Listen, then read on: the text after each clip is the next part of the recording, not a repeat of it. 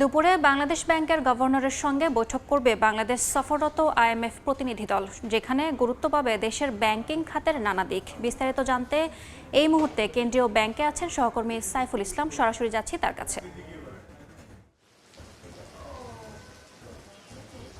যেহেতু সকাল 10:30 নাগাদ মিটিংটি হওয়ার কথা ছিল, আইএমএফের প্রতিনিধি দল আসবে ঠিক সকাল 10:30 নাগাদ, এরকমটা কিন্তু জানতে পেরেছি। তবে সেই মিটিং কিন্তু এখন 1:30 নাগাদ শুরু হবে, এমনটা কিন্তু তথ্য আমরা জানতে পেরেছি। তবে এর মধ্যে যে বিষয়টি প্রকাশ পায় এবং সেটি তিনটা নাগাদ হচ্ছে আমরা জানতে পারবো যে আসলে পুরোপুরি কী সিদ্ধান্ত আসছে। এবার আইএমএফের প্রতিনিধি দল যখন বাংলাদেশ ব্যাংক থেকে বের হবে সম্পূর্ণ কিন্তু আমরা জানতে পারবো তখন। তবে এর মধ্যে একটু বলে রাখি যে বাংলাদেশে আইএমএফের এইবারের প্রতিনিধি দল 5 তারিখে আসে, বিশেষ করে 5 এপ্রিল এবং 6 এপ্রিল বাংলাদেশ ব্যাংকের গভর্নরের সাথে মিটিং করে। এছাড়াও কিন্তু 14 এপ্রিল বাংলাদেশ ব্যাংকের গভর্নরের সাথে মিটিং করে। এর সাথে শুধুমাত্র যে বাংলাদেশ ব্যাংকের সাথে মিটিং করেছে তা নয়, রাজস্ব খাত, এর পাশাপাশি হচ্ছে আর্থিক খাতে নানান রকম প্রতিষ্ঠান, অর্থ মন্ত্রণালয় থেকে শুরু করে বেশ কয়েকটি বাংলাদেশের মন্ত্রণালয় কিন্তু তারা ঘুরেছেন, দেখেছেন যে বাংলাদেশের কোন কোন খাতে সমস্যা আছে। তবে ইতিমধ্যে আমরা জানতে পেরেছি যে তাদের মন্তব্য বা তাদের বিভিন্ন জায়গায় যে তথ্য অনুসারে বাংলাদেশে তেমন একটি সমস্যা তারা খুঁজে পায়নি, বরং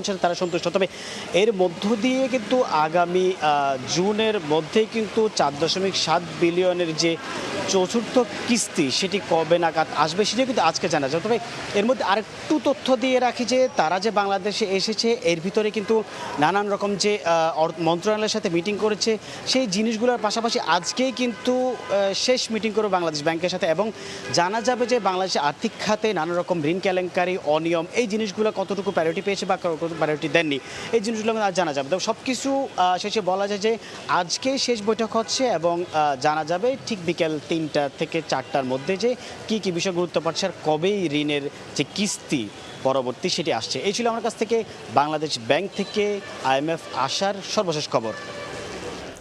সরাসরি যুক্ত ছিলাম বাংলাদেশ ব্যাংক থেকে।